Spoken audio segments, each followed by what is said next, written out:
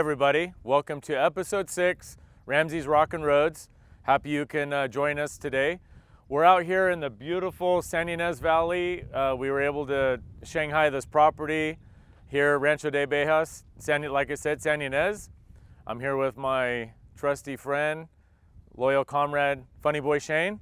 And we're not gonna go Q&A, we're gonna jump right in and leave off where we left off on episode 4. As you all remember, episode 5 was with my boy Timmy Claiborne, and jumping right into episode 6, where we're gonna carry on with 2013. And I'm hoping this episode we're gonna get through all the way to current day, and just a couple shout outs to people that have really been helping us along the way. Big Dog Rudy, thank you for your feedback. Everybody that's given me the feedback, hey, do this a little different, do that a little different. I appreciate everyone's feedback and the comments we've gotten, the questions we've gotten. It really tells me that you guys are thinking about what we're saying, what we're trying to do here, and I really appreciate it. So we're gonna continue on. And so here we are, 2013. And as I said in the last episode, or episode 5, I wasn't really excited with the way that Ramsey Asphalt was going. 4 or 5 years earlier, been through divorce, and then my ex-partner and I, we kept running the company, but I could tell that it was going in directions that I wasn't really happy with, and it was going in non-positive directions, which was kind of totally against everything that I went through, because it was the positivity that kept me going through 2008, 2009, 2010, 2011. Finally, in 2011, 2012, we're finally starting to make money again. We're making a little bit more money than overhead, great. And then here we are in 2013. I got a 2-year-old daughter at home, maybe she's a year and a half at the time. And we enter into 2014. Going into the year, I told myself, I'm done. I had dug myself out of this hole. We had dug ourselves out of this hole. Me, along with everybody else that I was dragging along with me. I entered the year 2014 with a plan. My plan was to have all the debt paid for Ramsey Asphalt, debt-free by the end of the year, have a little cash in the bank. So I went to my business partner and I told her, I just said, hey, and I was very honest with her. I said, hey, I don't like the direction that Ramsey Asphalt's going, so I think it would be best for me to turn everything over to you. I'll have all the debt paid, and this is me talking to her. I'll have all the debt paid. I'll have $150,000 cash in the bank. You just hire a sales guy to take my place, and away you go. And at first, she was very accusatory. Who are you going to go work for? What are you going to do? And I, honest to God, at this point, didn't know what I was going to do. I had no idea what I was going to do, where I was going to go. My wife and I and little baby daughter just barely bought our first house together in Orchid.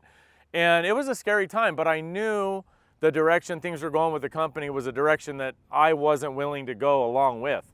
And so I went to my business partner at the time and I just said, hey, this is all yours.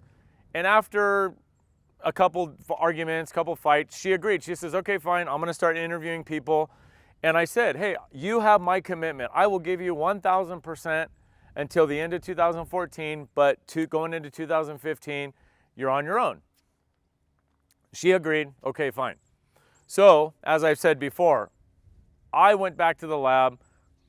My business partner did what she was gonna do in her taking over the company. And at this time, I got it, and this is where Funny Boy Shane came into my life. And we had done a couple magazine ads at the time, but nothing real major. So I wanted to make a big splash. I wanted to make a major impact before I hand off my supposed so-called legacy. And so I went to Shane, Lisa, and we said, hey, I want to take Ramsey Asphalt out of 1999 and I want to put it into 2023. Or no, I'm sorry, 2013. Bring it into 2013. 2014. We're going to go through a major overhaul branding of the company. And we did. With the help of Shane, Lisa, myself, it was hundreds of hours, late nights, early mornings. We rebranded the company without my business partner even knowing about it. We came up with a new face. I was out there rebranding trucks. She was totally oblivious to it, didn't even know it was happening. And I don't know, I guess it just didn't register with her. We came up with a very informational 36-page color brochure. We had it printed, all of this, and then I started getting more and more of the trucks rebranded, and I took everything, the new business cards, the new brochure, and I laid it on my business partner's desk, and I said, "Here, this is the new face for Ramsey Asphalt." Oh, yeah, I mean, she flipped out. "You're leaving, and now you do this," and I mean, it was a big blowout. But after a little while, she looked at it and it kind of grew on her. And I'm sure you're gonna see down at the bottom or up at the top or on the side, you're gonna see the old and you're gonna see the new. And yeah, and it was the old was very much circa 1999, which rightfully so, that's when I started. And then now we've come up with something or Shane came up with something that is very timeless, and I don't really foresee any changes for many, many years to come.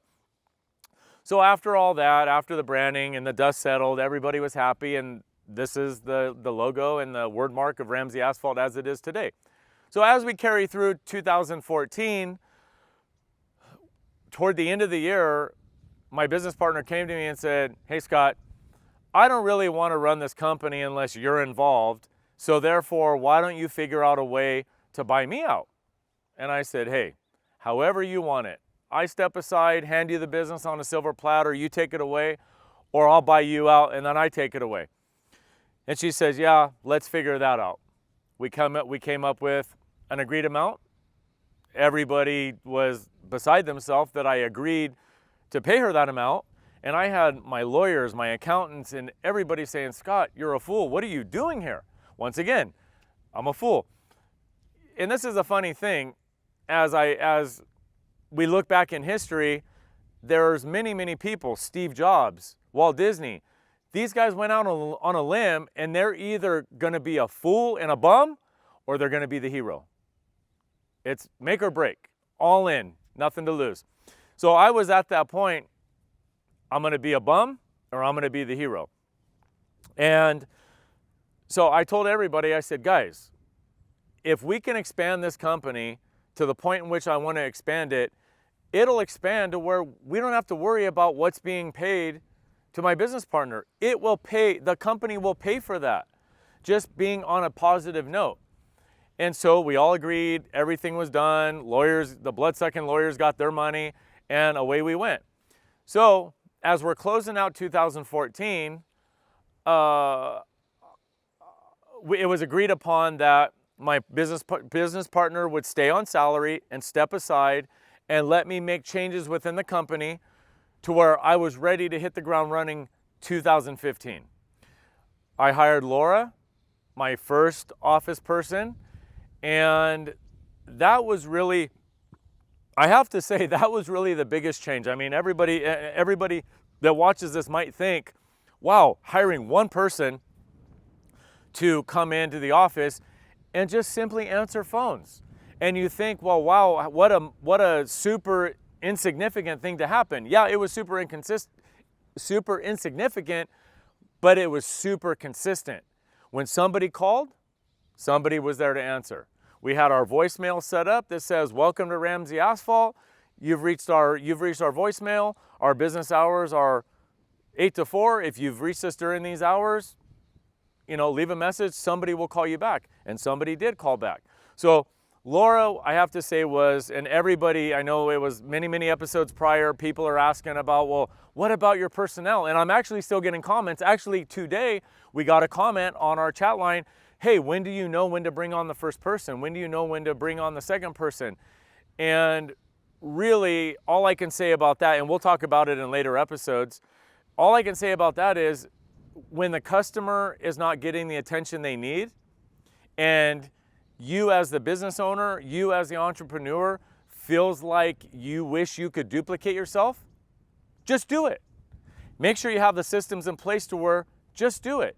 And when Laura came on, my first person in the office, when Laura came on, it was simply, let's just start out with answering phones. Great.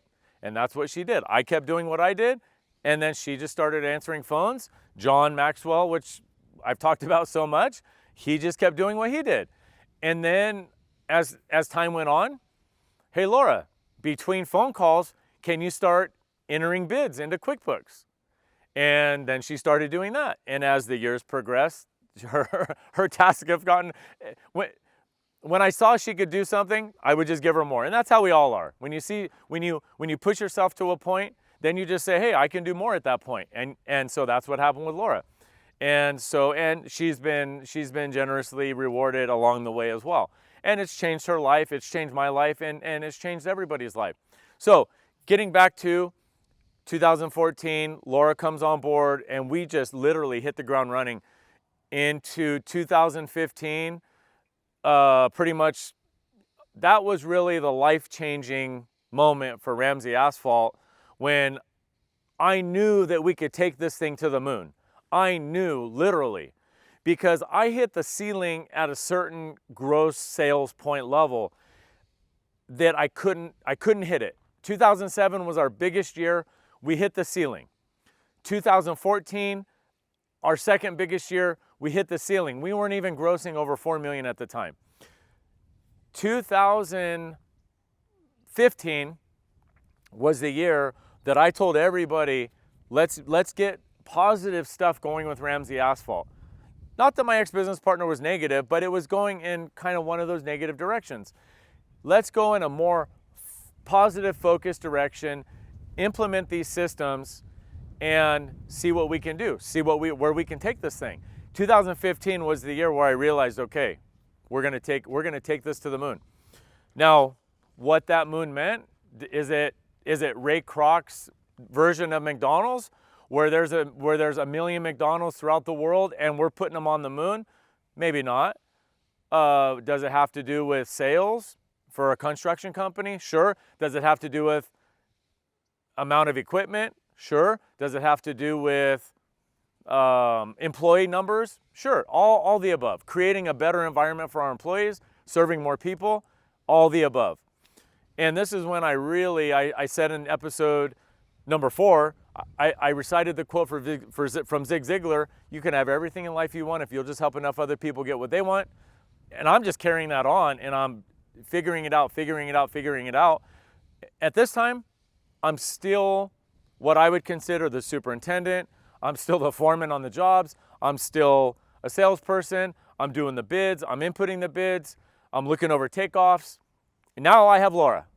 Now from here on, you're going to hear me talk a lot about Laura and John. And so here we go. And going into 2016, I said, okay, wow, I've been able to semi-duplicate myself with Laura, having some element of professionalism within Ramsey Asphalt to where a machine doesn't answer. It takes us 48 hours to get back to people. I semi-duplicated myself in Laura. And then jumping into 2016, I asked myself a question. I said, well, what if I could duplicate myself in the field? And so that's what we did. I don't even remember how I did it at that time. I don't know if Shane helped or Laura helped, or I went to an employment agency, but I put out an ad for a superintendent. In 2016, we hired our first superintendent, to where I could come off the jobs more, and then I could be focused on sales. Then 2016, increased sales. And at this point in Ramsey Asphalt, I'm gonna go through the years pretty fast, because, at this point, I really figured out how to duplicate things. And I'm not gonna say it was perfect, because I'm gonna get into a couple stories that are gonna make everyone laugh. But it wasn't perfect, but I figured out a way to duplicate myself in lots of different areas. 2016, hired our first superintendent. I couldn't tell you how many employees we have at the time. I mean, I'm thinking we're probably pushing 25, 30 maybe. And then I hire another superintendent, and then duplicate it again. Okay, well now we got 2 full crews and maybe like a minor striping crew that doesn't really need a whole lot of supervision. And then 2018, well, by this time, all of us contractors, entrepreneurs, business owners think, wow, we're on a roll. We can't do any wrong here. And so we start bidding jobs. We start bidding bigger jobs. We start, getting into these contracts where I wasn't really all that smart. And I would just, hey, $500,000 job, great. Where do I sign? And we got into some, and along this journey, we ended up running into a couple jobs where the contractors, the people that we were working for, they didn't really have our best interest in heart. And me just being this fool thinking that I could do no wrong, I was smacked back down. I'm going up, up, up, up. And then life says, no, no, boy, you don't, and smacks me back down to the ground. And I say, okay, regroup, take back off. Regroup, take back off. And I never lost sight. I never lost sight of where I wanted things to go, what I wanted to do, where I wanted things to go. And one very, very important book that I read, E-Myth by Michael Gerber. And he quotes the founder of IBM and Tom Watson. And he said, Tom Watson, when he founded IBM, he had one question. And this question was, which was super profound to me when I heard it for the first time. What does IBM look like when he's done? What does your company look like when it's done? And a lot of us entrepreneurs, a lot of us business owners, a lot of us contractors, we don't even know what things look like when they're done. But if you can get a clear picture of what it looks like when it's done, now it might not be totally done at that point, but once you get to that point, or once you get to that goal, then you'll always be able to see further, as Zig Ziglar says. But as Tom Watson said, what does IBM look like when it's done? And I just did the same thing. I internalized that by 1,000, and I said, okay, what does Ramsey Asphalt look like when I'm done? And so when you guys out there and you gals out there, when you ask yourself this question, it forces you to be, literally, it forces you to be uber focused on where you're going tomorrow, what you're going to do tomorrow. What am I going to do tonight? What time am I going to wake up in the morning? What am I going to do? Who am I going to meet? It impacts every aspect of your life. What does Ramsey Asphalt look like when you're done? Now, if you ask yourself that question, it impacts everything.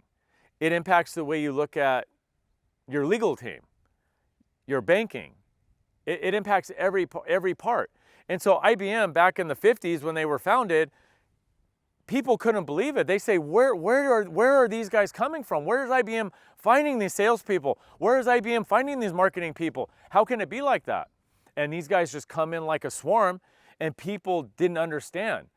And I really, really, really, I can't say that there's any book I've ever internalized more than E-Myth when I read it for the first time, because that's what I've really molded Ramsey Asphalt to be like. Where does Ramsey Asphalt come up with these sales guys?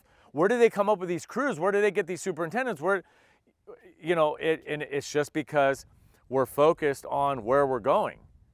And if you're not focused on where you're going, then literally you're drifting every day. You're just floating like Forrest Gump. You're just floating on the breeze like that little feather from Forrest Gump. That's really exactly what happens. So carrying on. And thanks, Big Dog. I'm not going to be having a grasshopper mind like you suggested. I'm going to keep on focus. So as we carried on, we're moving on through the years, and we're figuring out, okay, how are we continuing to duplicate to where we have 3, 4, 5, 6 crews out there? And along the way, we've just had to set up systems. And I mentioned this in earlier episodes. We guys and girls out there, we have systems for everything. We have systems for the way that the phones are answered. We have systems for the way my estimator, sales guys are dispatched. We have systems for putting out job signs, which any of you local guys around here have seen our job signs. We have a system for that. We have a system for ordering those signs. We have a system for making the H-frames. We have a system for everything. A system for the takeoffs, a system. Now we jump ahead. We have a system for how the guys are dispatched. We have a system for how they drive to the jobs, how they complete the jobs, how they interact with the customers, how they leave the job. We have a system for everything. Now, just because you have a system doesn't mean life is going to be perfect, because it's absolutely not perfect.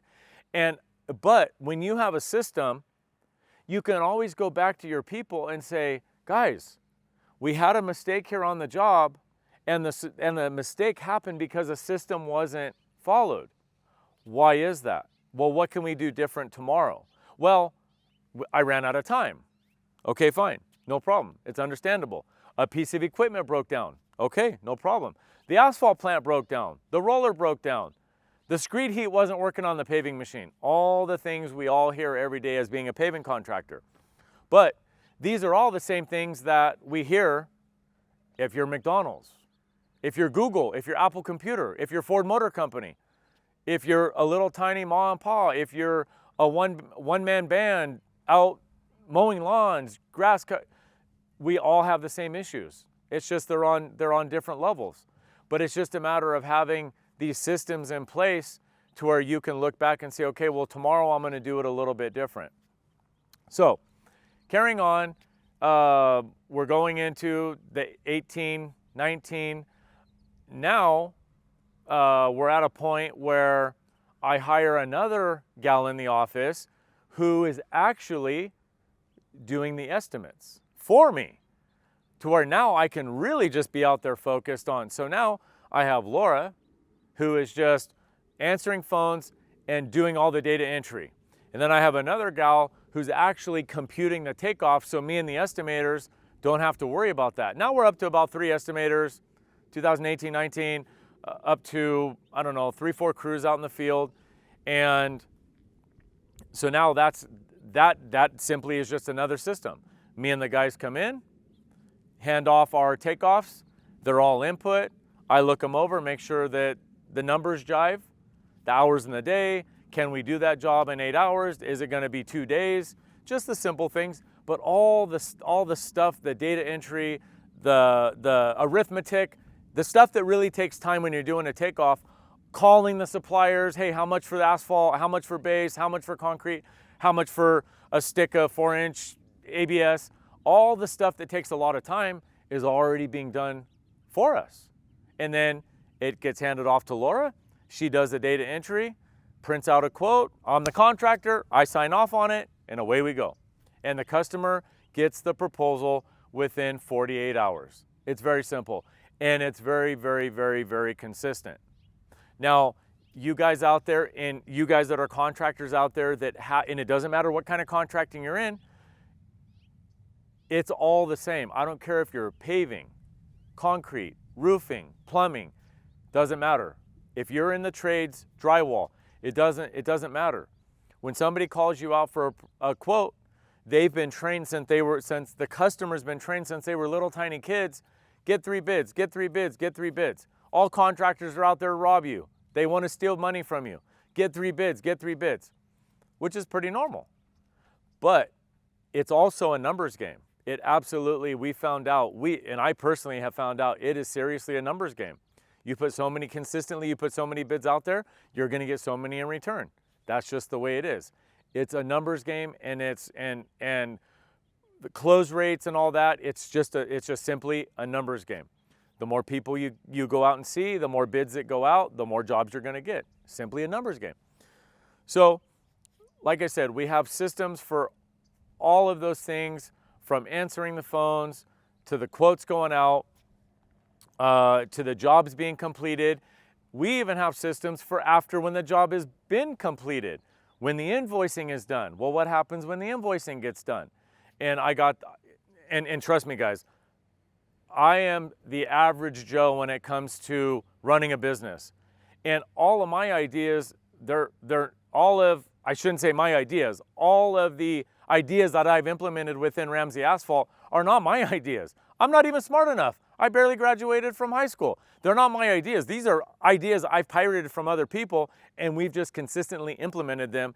And so as soon as an estimate or an invoice goes out, we have one of the girls in the office, they write a very nice personalized thank you note to the customer. People love that stuff. And then that person is going to be the one that refers us to the next person. Hey, these guys, Ramsey Asphalt, they're running their business very old school. They sent us a personalized, hey Sally, thank you for your business. We really appreciate it. Any issues, don't hesitate. Call us any time of the day and we'll be here for you. Put a postage stamp on it, put it in the mail, and away we go. So anyway, now we're in February of 2023. Not much has changed. The only thing that's really changed is now everybody that works for me, and now we're pushing 80 employees, everybody that works for me just thinks I'm a nut because I am crazy about the systems because I know they work. I absolutely know they work. And so we're going to get more into the systems. We're going to get more into the specifics in later episodes. Pushing 26 minutes at this point. Shane, anything to input? Anything I missed? Anything that you can think that we need to add on? All right. Thank you guys. Click all that stuff. Boom, boom, boom. Subscribe if you'd like. All that. Thank you for joining. Ramsey's Rockin' Roads. I think I got it right that time. We'll see you in the next episode.